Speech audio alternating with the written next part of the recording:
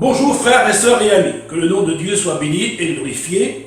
Le thème de mon message que je vais vous apporter, j'espère qu'il va éclairer encore des cœurs, parce que ce que j'annonce et ce que je prêche, j'essaie de vous apporter la vérité.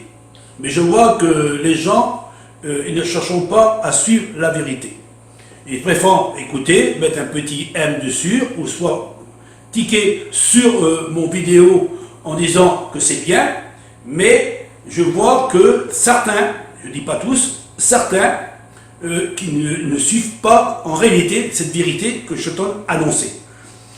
Parce qu'ils croyant que ce que je dis, simplement, ce sont des paroles qui ne sont pas bibliques, et surtout, je ne prêche pas le véritable évangile comme certains le pensent, comme certains des prédicateurs qui disent que je suis à côté de la vérité.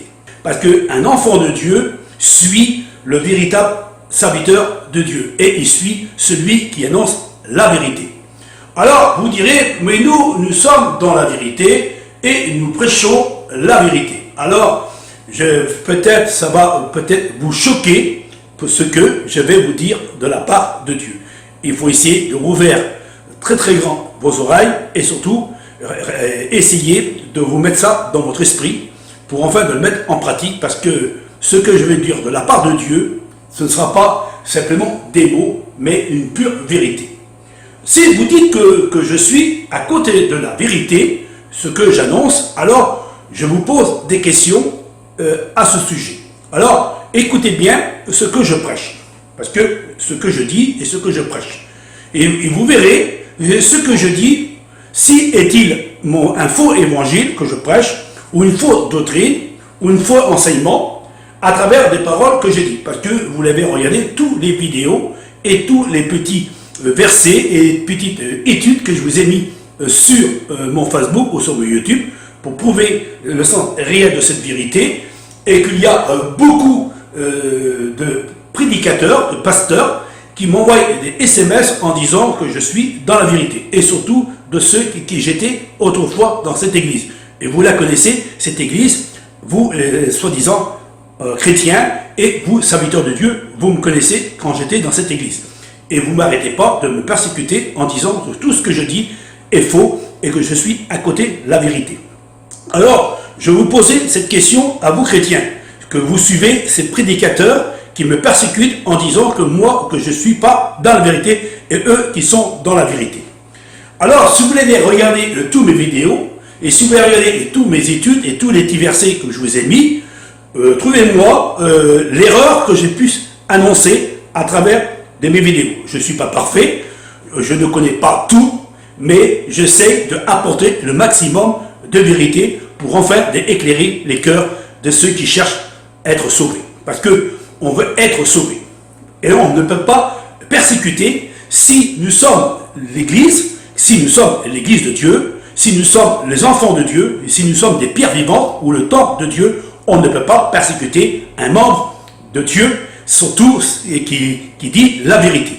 Alors moi, je dis la vérité. Vous direz, mais non, tu ne dis pas la vérité, tu dis que des conneries, tu dis que du mensonge, tu ne prêches pas le véritable évangile, tu tords les Écritures, tu ne sais pas ce que tu prononces, tu ne sais même pas bien parler ou bien t'exprimer, mais tu es à côté de la vérité. Voilà ce qu'ils disent, ces prédicateurs que j'étais autrefois avec eux, parce qu'ils ne cesseront pas de me persécuter. Et vous, les chrétiens, vous suivez ces prédicateurs, et eux, ils disent qu'ils tentent la vérité, et que moi, je ne suis pas dans la vérité. Alors écoutez bien ce que je veux dire et ce que je prêche. Et vous regardez ce qu'ils prêchent. Moi, ce que je dis, à travers de mon évangile et à travers de ce que je dis. Je dis premièrement que Christ, il n'est pas Dieu, il est le Fils de Dieu. C'est écrit dans la Bible, je vous pose la question. Christ est-il Dieu ou le Fils de Dieu? Vous me direz, Jésus est le Fils de Dieu. Alors, mon évangile est bon. Mon évangile, ce que je dis, il est bon.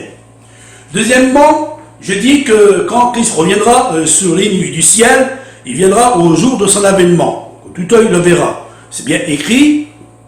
Est-il mon évangile est mauvais? Et je tiens à côté de la plaque parce que je dis que Jésus va venir au jour de son avènement et tout œil le verra. Le Christ le dit. Les apôtres le disent, les anges le disent, et je peux prouver à travers des évangiles ce que la Bible elles prononcent déjà. Alors si mon évangile est mauvais, pourquoi eux, ils prêchent un autre évangile? Parce que ce que je dis, ce sont ce qui est écrit dans la parole de Dieu. Je dis que celui qui dit qu'il reçoit soi-disant l'Esprit de Dieu, qui sont soi-disant nés de nouveau, un jour sont chrétiens et un jour sont plus chrétiens. Un jour sont dans le monde, ils ne parlent pas, ils se jugent, ils se connaissent, ils se persécutent, ils sont hypocrites, et ils ont l'apparence de la piété, mais ils redisent ce qui la force, ils n'ont même pas d'amour envers les uns et les autres, et ils disent qu'ils tenaient l'église de Dieu. Et en réalité, ils sont de persécuter les uns et les autres. Et en Bible dit, tu aimeras ton ennemi et tu feras du bien à ceux qui vous haïssent. Et ce n'est pas ce qui est le cas qu'ils vont se faire à travers de ces prédicateurs qui cherchent toujours à persécuter. Et pourtant, la Bible dit, aimez-vous les uns les autres. Moi, j'aime tout le monde, je ne juge personne, je ne juge pas les humains. Ce que je cherche à prêcher, c'est l'amour, le pardon, la réconciliation et surtout de prêcher la vérité. Parce que la vérité, il faut la proclamer jusqu'à la fin des temps, jusqu'à temps que le Christ reviendra chercher son Église.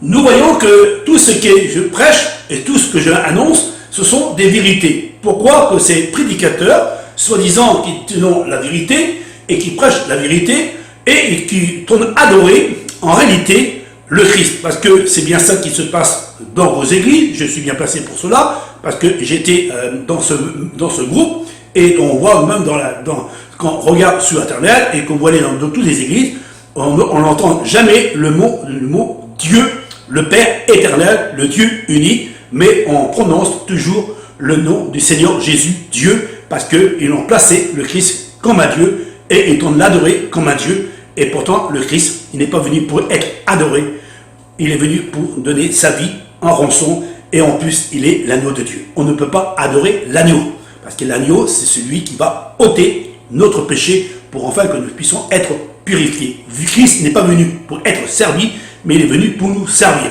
selon ce qui est écrit dans la parole de Dieu. Et en plus, Christ a dit, je suis venu pour faire connaître ta parole, faire connaître ton nom à mes frères. Nous sommes les frères du Christ.